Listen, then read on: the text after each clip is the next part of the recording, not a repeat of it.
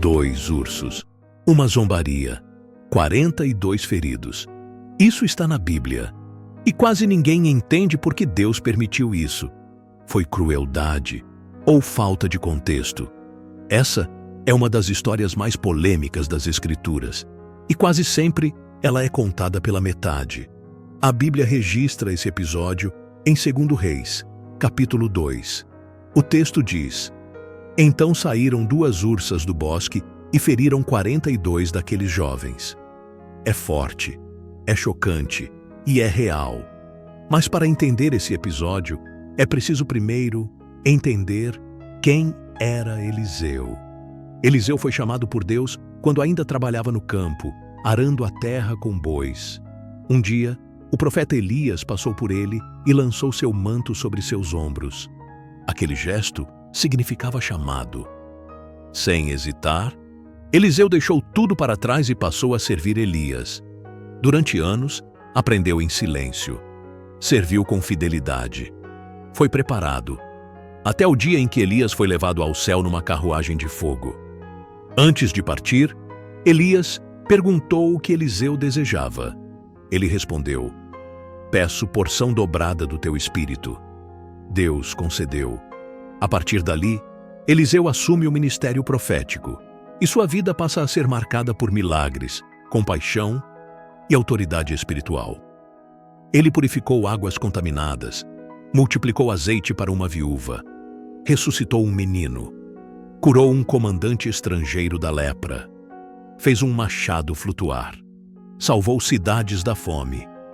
Eliseu não era um profeta violento, era um homem que cuidava do povo.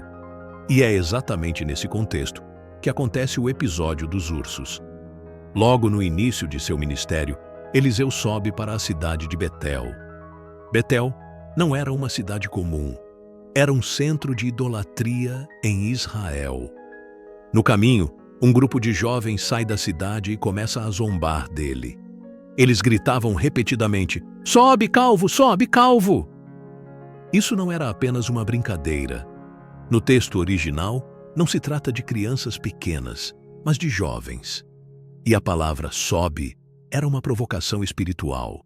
Era como dizer: vai embora daqui. Some como Elias sumiu.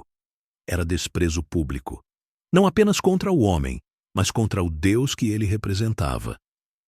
Eliseu então se vira e os repreende em nome do Senhor. Logo depois, 2 ursas saem da mata e atacam o grupo. O texto diz que 42 foram feridos. A Bíblia não afirma claramente que todos morreram, mas deixa claro que foi um castigo severo. E então surge a pergunta inevitável: por que Deus permitiu isso? Essa história não fala de crueldade, fala de limite. Era o início do ministério de Eliseu. Deus estava deixando claro algo para uma nação que constantemente rejeitava sua voz. O sagrado não pode ser tratado com zombaria. Rejeitar o profeta era rejeitar o próprio Deus. Esse episódio não é um modelo para comportamento humano. Ninguém hoje é chamado a amaldiçoar pessoas. Este é um relato histórico com uma mensagem espiritual. O mesmo Deus que permitiu esse juízo foi o Deus que, através de Eliseu, salvou vidas, alimentou famintos, curou inimigos e mostrou misericórdia. A Bíblia afirma: o Senhor é misericordioso e justo. Anos depois, Eliseu morreu doente em uma cama. Mas nem a morte interrompeu o agir de Deus.